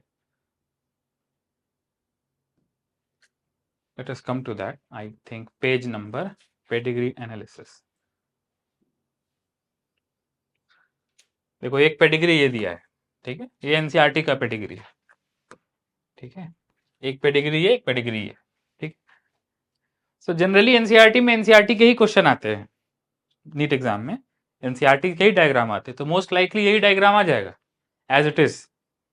ठीक है, और पूछेगा ये क्या है, ये क्या है। ठीक है, सो अगर एनसीईआरटी के हिसाब से चले तो जो लेफ्ट वाला है मतलब ए, वो ऑटोसोमल डोमिनेंट है, और किस किस बीमारी के लिए है? एमडी के लिए, पहले भी लिखवाया है मैंने, myotonic dystrophy, muscle wasting disorder. और दूसरा वाला ऑटोसोमल रिसेसिव है, किसके लिए है? सिकल सेल एनीमिया के लिए, अभी पॉइंट म्यूटेशन है, मेंडेलियन डिसऑर्डर है, पढ़ा हम लोगों ने। ठीक है, सो पहले इन दोनों को और टाइम देके समझने की कोशिश करते हैं। ठीक है, तो एनसीईआरटी के हिसाब से ये वाला कौन सा डिजीज है?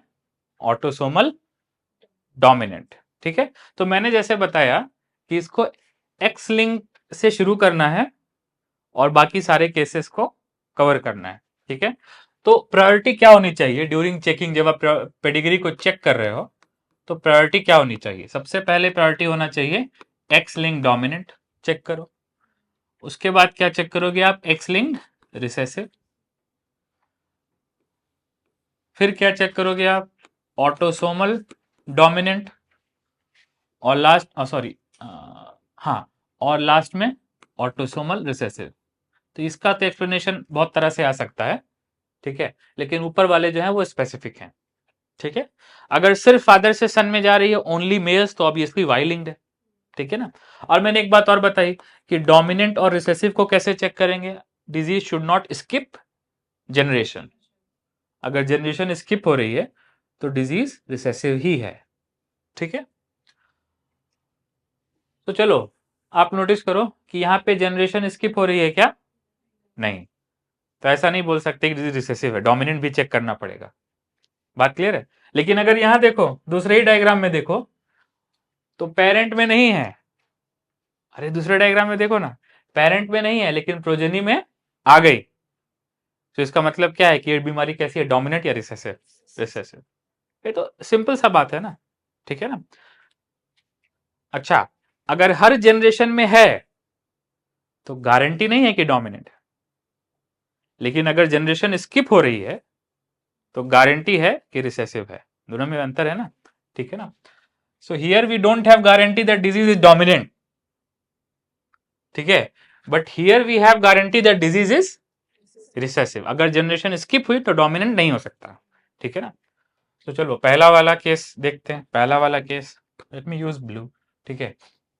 सो किस तरह से अज्यूम करना पड़ेगा इसको, एक्स लिंक्ड डोमिनेंट, मैंने बताया ना, ठीक है।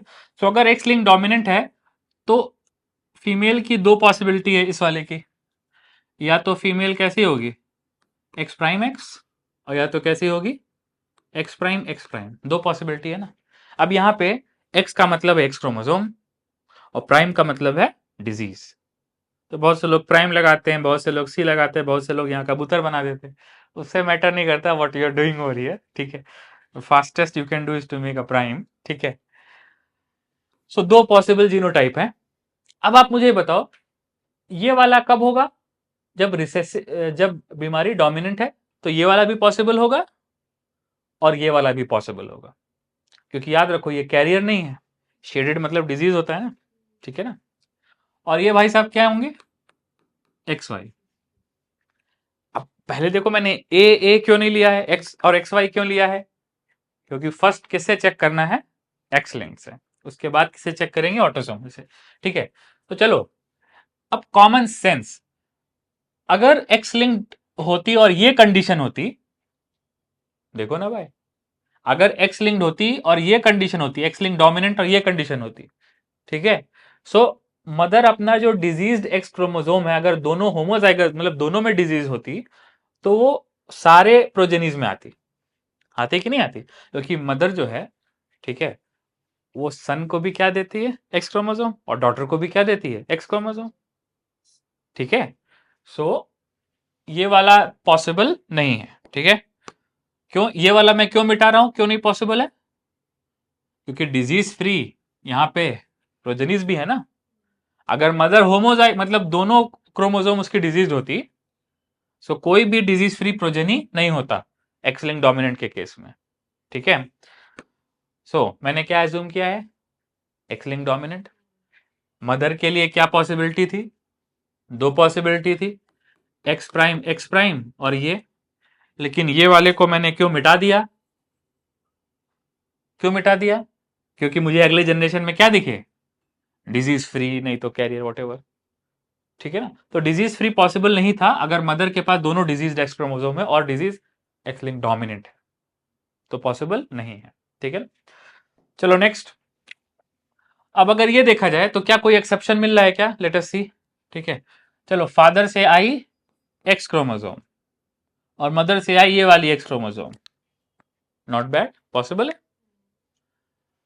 हाँ मदर से आई डिजीज्ड वाली एक्स क्रोमोसोम आ सकती है ना, और फादर से आई वाई क्रोमोसोम, पॉसिबल है। मदर से आई हेल्दी वाली एक्स क्रोमोसोम और फादर से आई वाई क्रोमोसोम, पॉसिबल है। अच्छा एक बात बताओ, ठीक है, ये बेटा है कि दामाद है, ये बेटा है ना और ये बहू है ना, समझ रहे नहीं समझ रहे, फैमिली ट्री के बाहर कौन है, फीमेल है ना। अरे अगर यहाँ ये गोला होता, ये लाइन आप समझ रहे हो ना, ठीक है ना, बेटा है वो, दामाद नहीं है, दोनों में अंतर है ना। नेक्स्ट, और ये वाला क्या है, एक्स प्राइम, बोल दो ना भाई, इधर से आई एक्स प्राइम और इधर से आई फादर से आई एक्स। तो क्या F0 के बाद F1 में कोई एक्सेप्शन आ गया क्या, एक्स लिंक डोमिनेंट का, नहीं, अभी तक तो नहीं आया है, आया है क्या, नहीं आया है। नेक्स्ट, चलो ये हेल्दी है, ये भी हेल्दी है, ये सब हेल्दी है, इसमें भी कोई प्रॉब्लम नहीं है। अब बात करते हैं दामाद वाले केस की, ठीक है ना। तो देखो ये मदर क्या है, एक्स प्राइम, और इसको क्या एज्यूम करेंगे, एक्स वाई एज्यूम करेंगे ना, ठीक है। सो इससे क्या आई, एक्स प्राइम, ठीक है, और इससे क्या आया, एक्स, कोई प्रॉब्लम, नो प्रॉब्लम। इससे क्या आया, एक्स, उधर से क्या है वाई, ठीक है, नो, इधर से क्या है, इधर से कोई वाई।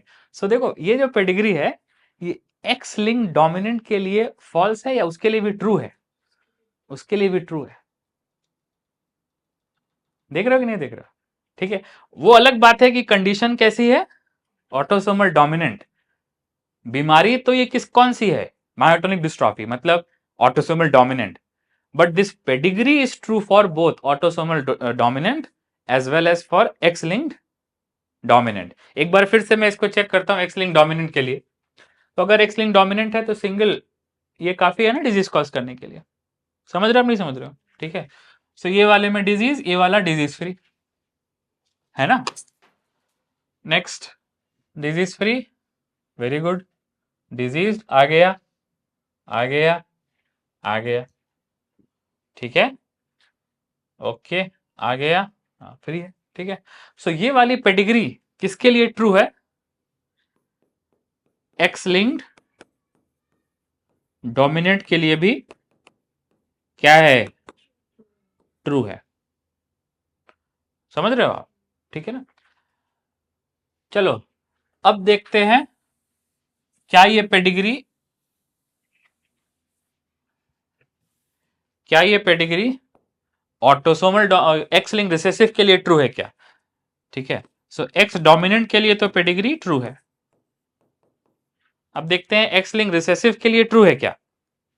सो बोर्ड पर देखो, अगर एक्स लिंक रिसेसिव है तो मदर क्या होनी चाहिए? एक्स प्राइम, एक्स प्राइम, और ये क्या होना चाहिए? एक्स वाई, ठीक है। अब चलो बाकी के जो बाहर के लोग आ रहे हैं, बहू दामाद, उनको क्या कर दे रहे हैं? डिजीज फ्री कर दे रहे हैं, ठीक है। तो बहू क्या हो गई? Disease free. दामाद भी क्या हो गया? डिजीज फ्री हो गया ना। अब जो रिमेनिंग पॉसिबिलिटीज है उनको देख ले रहे हैं, ठीक है। सो ये देखो, इधर से क्या आया? एक्स प्राइम, इधर से क्या आया? वाई, बीमारी हो गई, कॉन्ग्रेचुलेशन, ठीक है। इधर से क्या आया? एक्स प्राइम, इधर देखो ना, इधर से क्या आया? एक्स प्राइम, और इधर से आया एक्स। तो क्या ये बीमारी होनी चाहिए थी या कैरियर होना चाहिए था? कैरियर होना चाहिए था। इसका मतलब एक्स लिंक रिसेसिव के लिए ये ट्रू नहीं है। समझ में आया? नहीं समझ में आया? अरे दिख रहा है क्या? देखो ना, अगर ये रिसेसिव है तो एक्स एक्स होना चाहिए ना, डिजीज वाला ना, और ये नॉन कॉन्सेंगुइनस है तो इसको कैरियर क्यों मानेंगे? कैरियर एक्स लिंक का हो भी नहीं सकता है, ठीक है। ये हो गया यहाँ पे। तो ये पेडिग्री किसके लिए ट्रू है? एक्स लिंक रिसेसिव के लिए ट्रू है या नहीं है? नहीं है। आप मुझे बताओ एक्स लिंक रिसेसिव के लिए पेडिग्री क्यों नहीं ट्रू है ये वाली? क्योंकि F1 जनरेशन की जो डॉटर है वो कैरियर होना चाहिए था एक्स लिंक ट्रेट के लिए। बात क्लियर है ना। और ये मैं किस बेसिस पे बोल रहा हूं? क्योंकि नॉन कॉन्सेंगुइनस में रूल क्या बताया? नॉन कॉन्सेंगुइनस मैटिंग में अदर पार्टनर को क्या मानना है? Disease free. और दूसरी बात, एक्स लिंक डिजीज का कैरियर होता भी तो नहीं है ना, ठीक है ना। तो एक्स लिंक रिसेसिव के लिए ये पेडिग्री ट्रू नहीं है, मगर एक्स लिंक डोमिनेंट के लिए ये पेडिग्री ट्रू है। अब दूसरा कौन सा आएगा? ऑटोसोमल डोमिनेंट आएगा ना, ऑटोसोमल डोमिनेंट, ठीक है। सो ऑटोसोमल डोमिनेंट में ये क्या होना चाहिए? ए प्राइम ए, और ये क्या होना चाहिए? ए ए। कोई भी क्रोमोसोम कहीं भी जा सकती है, लेकिन पहले बहू दामाद को डिजीज फ्री कर देता हूं, हो गए, ठीक है, नॉन कॉन्सेंगुइनस, ठीक है। तो ये क्या हो गया? ए ए, ये क्या हो गया? ए प्राइम है। आप देख रहे हो जैसा मैंने बताया था कि जो एक्स लिंक डोमिनेंट है वो ऑटोसोमल डोमिनेंट पे भी आएगा। मतलब x link can be explain through autosomal, but all autosomal can not be explain through x linked, ठीक है ना। तो ये क्या हो गया? इधर से आया ए, इधर से आया ए। अब एक्स वाई का तो कोई चक्कर है नहीं, ठीक है। इधर से आया क्या? ए प्राइम, इधर से आया ए। चलो इनको बाइज्जत बरी कर देते हैं। अब इधर से पॉसिबल है ना, ए ए, ए ए और ए प्राइम है, पॉसिबल है ना, ठीक है। तो ये डिजीज किसके लिए ट्रू है? ऑटोसोमल डोमिनेंट के लिए भी ट्रू है। ऑफ कोर्स ये बीमारी कौन सी है? मायोटोनिक डिस्ट्रॉफी, जो कि ऑटोसोमल डोमिनेंट है। मैं बीमारी के लिए नहीं पूछा, मैं पेडिग्री के लिए पूछ रहा हूं। पेडिग्री तो एक्स लिंक डोमिनेंट के लिए भी ट्रू है ना, ठीक है। मगर बीमारी इस केस में कौन सी है? ऑटोसोमल डोमिनेंट, ठीक है। अब क्या आया? Autosomal recessive. सो अगर ऑटोसोमल डोमिनेंट के लिए ट्रू है तो लाइकली है कि ऑटोसोमल रिसेसिव के लिए भी ट्रू होगी। But let us just try, ठीक है, लेट अस जस्ट ट्राई, ठीक है। तो ऑटोसोमल रिसेसिव में ये क्या होना चाहिए? एक ही पॉसिबिलिटी है, और कोई दूसरी पॉसिबिलिटी है नहीं, और ये नॉन कॉन्सेंगुइनस है तो ऐसा मानेंगे, ठीक है, ठीक है। और पेडिग्री में बहू को बेटी समान नहीं मान सकते, ठीक है ना। और दामाद को बेटे समान भी नहीं मान सकते, ठीक है। तो इसमें क्या पॉसिबिलिटी है, 2 या 1? एक ए प्राइम है। इस वाले में क्या पॉसिबिलिटी है, ए प्राइम ए। हाय हाय हाय, ये वाला क्या होना चाहिए था, कैरियर होना चाहिए था, लेकिन ये क्या हो गया, डिजीज्ड हो गया। इसका मतलब ऑटोसोमल रिसेसिव को फॉलो कर रही है या उसके अगेंस्ट जा रही है, उसके अगेंस्ट जा रही है। कौन, फिर से बताओ कौन सा रूल लगाना पड़ रहा है यहाँ पे, कि जो पार्टनर है वो कैसा ले रहे हैं, डिजीज फ्री, ठीक है ना। ये रूल आप याद रखना पेडिग्री में, कि पार्टनर को कैसा लेना है, disease free, unless there is double line, मतलब कॉन्सेंगुइनस मैटिंग, ठीक है ना। सो ये पेडिग्री किसके किसके लिए ट्रू है, एक्स लिंक डोमिनेंट और ऑटोसोमल डोमिनेंट के लिए पेडिग्री ट्रू है। लेकिन ये बीमारी कौन सी वाली एनसीईआरटी ने एक्चुअली लिया है, myotonic dystrophy which is autosomal dominant, ठीक है। सो ये पेडिग्री किसके किसके लिए ट्रू है, एक्स लिंक डोमिनेंट के लिए भी और ऑटोसोमल डोमिनेंट के लिए भी, ठीक है। नेक्स्ट, ठीक है, दूसरा क्या है, दूसरा ये पेडिग्री है, ठीक है। इसको देख लेते हैं। सो ऑब्वियसली जनरेशन को स्किप कर रही है, तो ये पेडिग्री डोमिनेंट तो नहीं है। देखो पेरेंट में नहीं है, प्रोजेनी में आ गई, अगर डोमिनेंट होती तो पेरेंट में भी होती ना बीमारी, ठीक है। सो इसको क्या कंसीडर करेंगे, स्टार्टिंग से ही रिसेसिव, ठीक है। सो रिसेसिव है और ये डिजीज नहीं है, तो ऑब्वियसली कैरियर होगा, कैरियर होगा ना, ठीक है ना। सो अब देखो यहाँ पे प्रॉब्लम ये है कि इस वाले पेडिग्री को एक्सप्लेन करने के लिए नॉन कॉन्सेंगुइनस मीटिंग में भी कैरियर एज्यूम करना पड़ेगा, क्योंकि अदरवाइज इसका कोई एक्सप्लेनेशन ही नहीं है, ठीक है। सो चलो पहले ट्राई करते हैं किससे, एक्स लिंक से और उसके बाद ऑटोजोमल से, ठीक है। और फिर मैं बताता हूं कि एक्स लिंक को फेवर क्यों कर रहे हैं ऑटोजोमल के ऊपर, ठीक है। सो पहले आप मुझे बताओ रूल क्या था, पहला रूल क्या था, कि जो नॉन कॉन्सेंगुइनस है उसमें एक पार्टनर को क्या मानेंगे, फैमिली ट्री में एक पार्टनर को क्या मानेंगे, डिजीज फ्री, ठीक है। और पहले किसको कंसीडर करेंगे, ऑटोजोमल या एक्स लिंक्ड, एक्स लिंक्ड, ठीक है। अब यहाँ पे डोमिनेंट का तो पॉसिबिलिटी ही नहीं है, तो एक्स लिंक्ड रिसेसिव पहले ट्रीट करेंगे, अगर वो नहीं आता है तब क्या मानेंगे उसको, autosomal recessive. So let us try for X linked recessive, ठीक है। सो एक्स लिंक्ड रिसेसिव है, तो ये मदर क्या होगी, एक्स प्राइम एक्स, और ये क्या होगा, एक्स वाई, होगा कि नहीं होगा। देखो अगर डिजीज एक्स लिंक रिसेसिव होती तो ये फादर जो है, जो इनका फादर और इनका ग्रैंड फादर है, ठीक है, वो कैरियर तो नहीं हो सकता, एक्स लिंक डिजीजेस का मेल कैरियर नहीं हो सकता, ठीक है।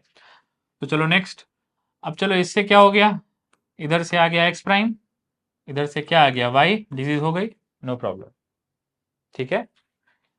चलो इन लोगों को अलग कर दिया मैंने, दामाद देखिए बहू नहीं है इसमें, ठीक है। अभी नेक्स्ट, इधर से आया, मदर से आया एक्स, फादर से आया वाई, नो प्रॉब्लम, ठीक है। इधर से आया, मदर से आया एक्स, फादर से आया एक्स, मदर से आया एक्स प्राइम, फादर से आया एक्स, ये पॉसिबल है या पॉसिबल नहीं है, पॉसिबल नहीं है। इसका मतलब डिजीज एक्स लिंक्ड रिसेसिव नहीं है, बात क्लियर है ना। एक्स लिंक्ड रिसेसिव है क्या, नहीं है, डिजीज एक्स लिंक्ड रिसेसिव नहीं है, ठीक है।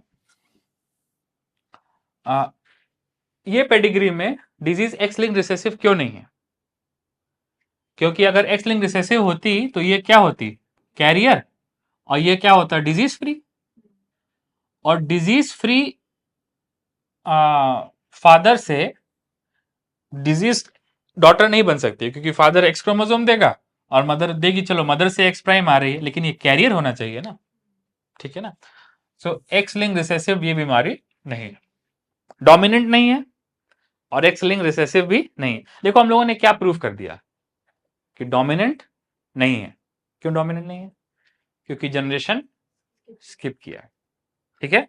और एक्स लिंक रिसेसिव नहीं है, तो लास्ट में क्या बचता है, ऑटोसोमल रिसेसिव, तो ऑटोसोमल रिसेसिव ही होगी, ठीक है ना। सो एनसीईआरटी में अगर आप देखो, सो नेक्स्ट लाइन में क्या लिखा है, ये पेडिग्री किसके लिए है, ऑटोसोमल रिसेसिव ट्रेट के लिए, for example sickle cell anaemia. उसको भी मैं बना ही देता हूं, ऑटोसोमल रिसेसिव की पेडिग्री में बना ही देता हूं। सो उसके लिए इनको क्या होना पड़ेगा, कैरियर, ठीक है। और अनफॉर्चुनेटली इस केस में उसको भी क्या लेना पड़ेगा, कैरियर, क्योंकि अदरवाइज कोई एक्सप्लेनेशन ही नहीं है, ठीक है ना। हम लोग ये फर्स्ट रूल यहाँ पे क्यों ब्रेक कर रहे हैं, क्योंकि और कोई एक्सेप्शन मतलब और कोई पॉसिबिलिटी ही नहीं है। तो जनरली नॉन कॉन्सेंगुइनस मेटिंग को कैसा लेना है, डिजीज फ्री। लेकिन अगर और कोई एक्सेप्शन मतलब और कोई पॉसिबिलिटी नहीं है तो उसको कैरियर भी ले सकते हैं, ठीक है। सो ए प्राइम है, ठीक है। अब देखो क्या आ रहा है, इस वाले में भी डिजीज आ गई, इस वाले में भी डिजीज आ गई, और ये सब जो भी है, ठीक है। चलो इस वाले में क्या आ गया, कैरियर आ गया, ठीक है। और इसमें एक बार नहीं, दो बार नॉन कॉन्सेंगुइनस मीटिंग में क्या लेना पड़ेगा, दो बार नॉन कॉन्सेंगुइनस मीटिंग में अदर पार्टनर को क्या लेना पड़ेगा, कैरियर, क्योंकि और कोई इसका एक्सप्लेनेशन ही नहीं है, ठीक है। देखो मैं फिर से बोल रहा हूं, ये डिजीज डोमिनेंट है क्या, नहीं, डोमिनेंट तो नहीं है। दूसरा, ये डिजीज एक्स लिंक रिसेसिव है क्या, नहीं है, क्योंकि x link recessive disease free father से डॉटर में नहीं जा सकती है, ठीक है, ये आप देख रहे हो, ठीक है। सो अब बचता क्या है, सिर्फ एक ही पॉसिबिलिटी बचती है, ऑटोसोमल रिसेसिव। और कुछ बचता है क्या, नहीं। सो ऑटोसोमल रिसेसिव में मैं जो भी लगा सक जो भी मैक्सिमम कर सकता हूं, या तो इसको नॉन मेंडेलियन बोल दो, ठीक है, लेकिन लास्ट में कोशिश करेंगे इसको मेंडेलियन रखने की, ठीक है। So if it is Mendelian disease तो इसको क्या मान सकते हैं, कैरियर, और इसको भी क्या मान सकते हैं, carrier, although non consanguineous mating है, लेकिन दोनों को क्या मान लिया है, carrier, just to check the possibility, ठीक है ना। Let us say very common disease, colour blindness, लेकिन वो एक्स लिंक्ड है, कोई ऑटोसोमल रिसेसिव की कॉमन डिजीज, ठीक है, जो पॉपुलेशन में कॉमन है। नेक्स्ट, इसको भी क्या मान लिया है, carrier. Normally we should not consider it, लेकिन और कोई पॉसिबिलिटी नहीं, ठीक है। सो चलो, ये क्या पॉसिबल है, डिजीज फ्री या कैरियर, दोनों पॉसिबल है ना, ये डिजीज भी पॉसिबल है, ठीक है, ये दोनों कैरियर पॉसिबल हैं, तो इनके इनसे क्या आ जाएगा, डिजीज पॉसिबल है, ठीक है। ये वाले डिजीज हो सकते हैं या कैरियर हो सकते हैं, सॉरी डिजीज फ्री हो सकते हैं या कैरियर हो सकते हैं। ये वाला डिजीज ये भी पॉसिबल है, और ये वाला डिजीज फ्री या तो कैरियर भी पॉसिबल है, ठीक है। तो ये बीमारी कैसी हो गई, ऑटोसोमल रिसेसिव। ये बीमारी डोमिनेंट नहीं है, कैसे पता चला डोमिनेंट नहीं है, जनरेशन स्किप हो रही है, डोमिनेंट नहीं है। ये बीमारी एक्स लिंक रिसेसिव नहीं है, कैसे पता चला, क्योंकि यहां से यहां आ गई ना, तो एक्स लिंक रिसेसिव नहीं। तो एक ही पॉसिबिलिटी बीमारी कैसी हो, ऑटोसोमल रिसेसिव। तो ऑटोसोमल रिसेसिव कंसीडर कर रहे हैं, लेकिन उसमें दो एक्सेप्शन आ रहे हैं, कि ये वाले नॉन कॉन्सेंगुइनस को भी कैरियर लिया है, और ये वाले नॉन कॉन्सेंगुइनस को भी कैरियर लिया है, ठीक है। तो एक एक्सेप्शनल केस आ गया, लेकिन अगर कैरियर मान लो तो sickle cell anaemia autosomal recessive यहाँ पे शो हो रहा है ना, ठीक है ना। सो एक बार फिर से पेडिग्री के रूल्स पे हम लोग आते हैं। आप मुझे एक बात बताओ, बिफोर क्लोजिंग पेडिग्री एनालिसिस, एक बात बताओ आप मुझे, एनसीईआरटी ने ये पेडिग्री किसके लिए माना है, this is an example of myotonic dystrophy, लेकिन हम लोगों ने देखा कि ये एक्स लिंक डोमिनेंट के लिए भी ट्रू है और ऑटोसोमल डोमिनेंट के लिए भी ट्रू है। अगर हम लोग इसमें नॉन कॉन्सेंगुइनस को कैरियर कंसीडर करते हैं, तो अभी आप देखोगे कि ये ऑटोसोमल रिसेसिव के लिए भी ट्रू हो जाएगी, मगर एक्स लिंक रिसेसिव के लिए ट्रू नहीं होगी, ठीक है ना। और ये वाली पेडिग्री किसकी पेडिग्री है, बोल दो ना, किसकी पेडिग्री है, ठीक है ना, सिकल सेल एनीमिया की पेडिग्री है, ठीक है। और ये सिर्फ और सिर्फ किसके लिए ट्रू आती है, ऑटोसोमल रिसेसिव के लिए ट्रू आती है, और नॉन कॉन्सेंगुइनस पार्टनर को कैरियर मान के ही आ रही है, ठीक है ना।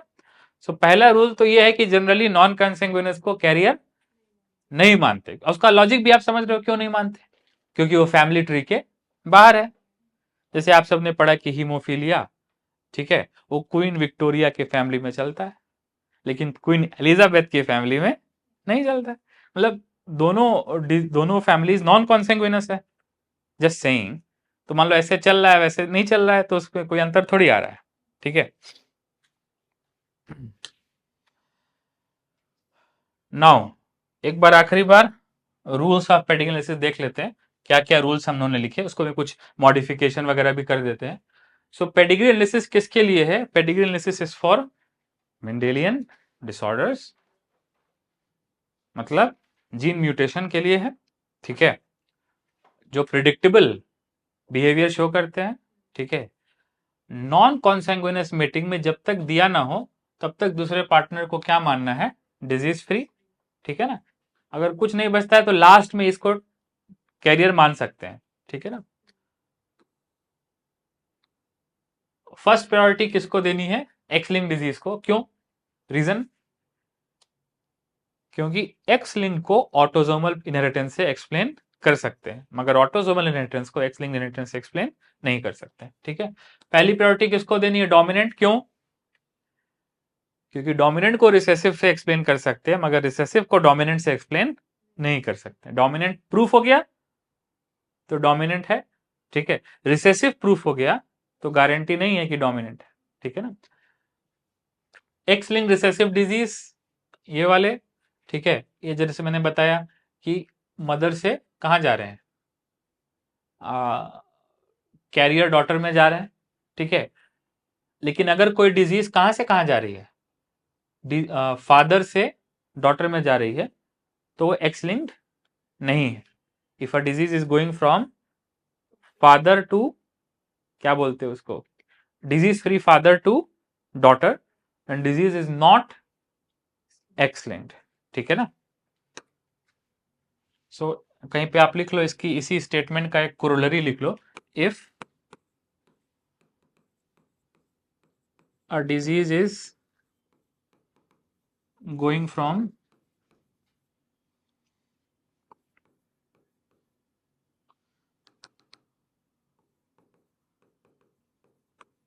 Father to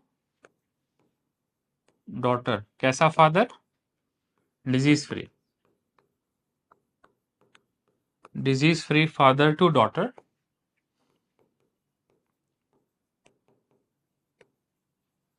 disease is not X-linked recessive, ठीक है।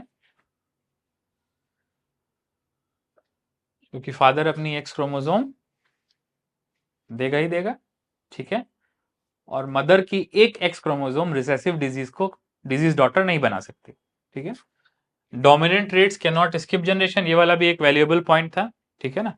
हाँ, next, if a disease affects only mail,